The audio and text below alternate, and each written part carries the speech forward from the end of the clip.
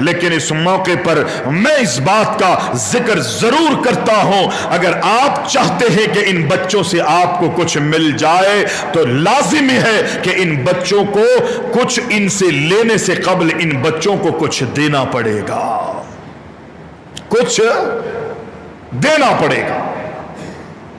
دنیا کا بھی اصول ہے نا، لوگ کہتے ہیں، سنا ہوگا آپ نے، بھائی اگر کچھ لینا ہے تو پہلے کچھ دو، کچھ دو گے تو کچھ ملے گا۔ کیوں حضرت؟ کچھ دو گے تو کچھ ملے گا۔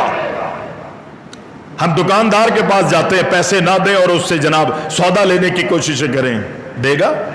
شاید ادھار مانگیں گے آپ، اور وہ ادھار لیا ہوا پیسہ اگر نہ دے تو اگلی دفعہ وہ دے گا، آپ سے لڑے گا، غضب میں آ جائے گا، اس کا قہر پھر ایسا ہوگا کہ آپ کے دروازے کو آ کے دستک دے رہا ہوگا، نہ آپ کی عزت کی فکر کرے گا، نہ آپ کی آبرو کی فکر کرے گا۔ اور آپ بھی دکان ادھر ہے، گزرتے یہاں سے ہوں گے، کیونکہ آپ نے اس کا حق نہیں دیا ہے، آپ مجرم ہیں۔ یہ تلخیوں کا نتیجہ اسی صورت میں آیا ہے کہ پیسے آپ نے پہلے دینے تھے، مال بعد میں لینا تھا، صلہ بعد میں لینا تھا، فائدہ اس مال سے بعد میں اٹھانا تھا۔